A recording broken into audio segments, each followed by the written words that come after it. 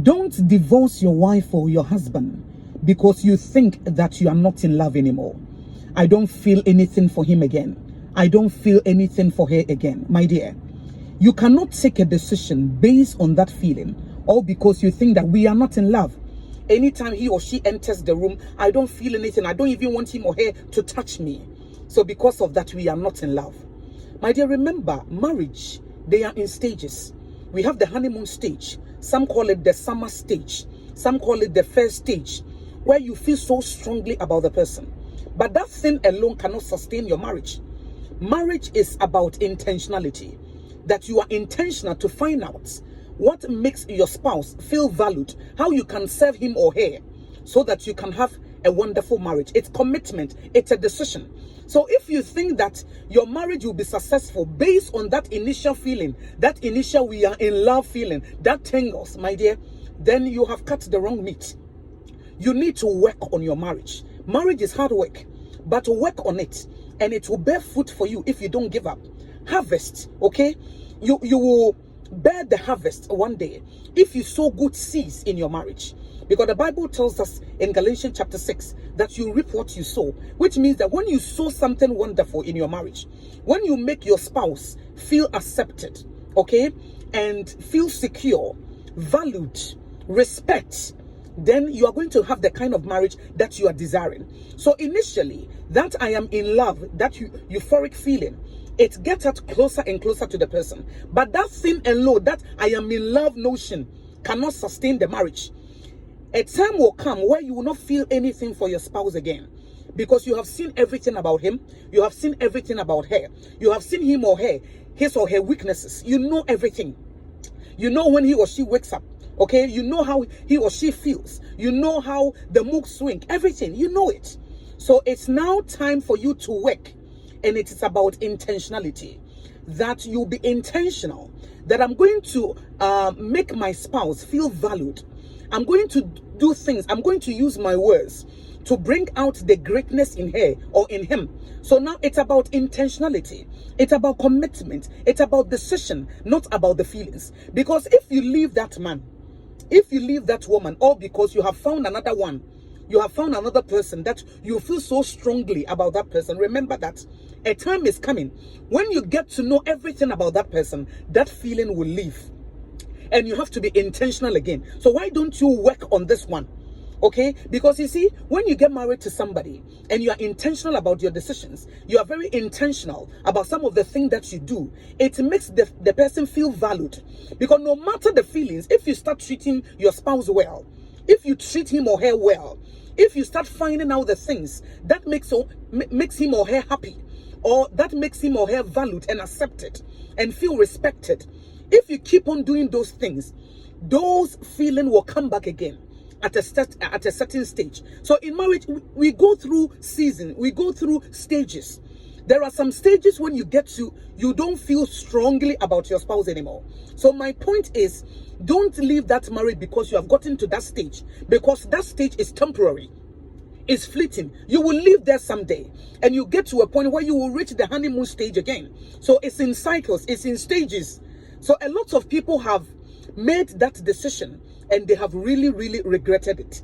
And they say, my goodness, I wish I had stayed in my first marriage.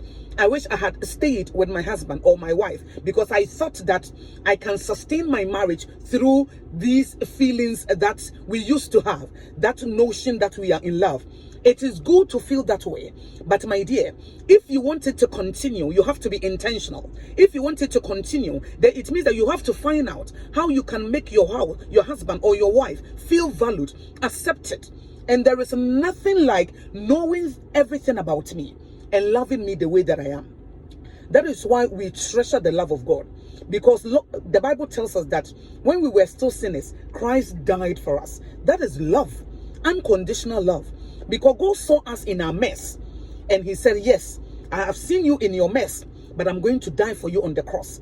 So your husband or your wife, you have seen him or her in his or her mess. You have seen everything about him or her. You have seen his or her weaknesses, but you're saying, I've seen everything, but I accept you, I love you, and I'll make you feel valued. I will call out the greatness in you, okay? I will call out the David in you, not the Nabal in you. Okay, I will make sure that I will use my mouth to make you feel valued. I will use my mouth to strengthen you, to encourage you. When you fall down, I will tell you to get up again. You have to be there for your spouse. You have to give him or her peace. And you can only do that when you are intentional. If you are not intentional, my dear, you cannot be committed to that marriage. You cannot be married to someone for years and still stay in that marriage, because eventually you are going to meet somebody that you feel so strongly about the person, and you may think that I have married the wrong man, I have married the wrong woman. But remember that when you met your husband, when you met your wife, it was the same thing. You couldn't sleep without him or her, and you wanted to do everything to make the person feel valued. As for that feeling, it doesn't demand any hard work, because that feeling alone can make you do some stupid stuff. But when you are intentional, when that feeling is going down, but you say, well, I'm going to do whatever that I can to make my spouse feel valued, accepted, respected, secure, and then I just want him to know, or her to know, that I accept him the way that he or she is. It is wonderful. It is amazing. That stage is where you need to get to. And you can only get there when you work on your marriage, when you make a decision to serve your spouse, when you make a decision to do whatever that you can to ensure that you are not the one who is putting your spouse down, suppressing him or her. But you're going to use your words, your attitude, and your behavior. You're going to look at what he or she is good at. And then you will call out that greatness. You will call out that wonderful trait and attitude that is in him or her. But you are not going to use your mouth to suppress him or her. So my point is, don't leave your marriage because you don't feel anything for your husband or your wife anymore. And you think that you have met another person, and that person, you feel strongly about him or her. Remember, as I said, a time is coming when you begin to see everything about that person. You will come back to this stage. You will come back to this stage. What are you going to do? Are you going to leave him or her again and go in for another man, another woman? No, you cannot do that. Psychologists, they call something hedonic treadmill. You are not content. So you think that when you get something different, it will make you happy. You get it, and then the feeling wins away, and then you want another one. So let's work on our marriage. Be committed to that person. You said, I accept you the way that you are. I love you the way that you are. I have seen everything about you, and I'm saying that you are valued. Okay, because we are all humans. We have flaws, we have weaknesses, and we have strength. Let's call out the greatness in our spouses so that we can enjoy the marriage. Marriage is hard work. Work on yours, and at the right time, you will see the fruit. You will see the harvest, and you will be so glad within you that you worked on your marriage.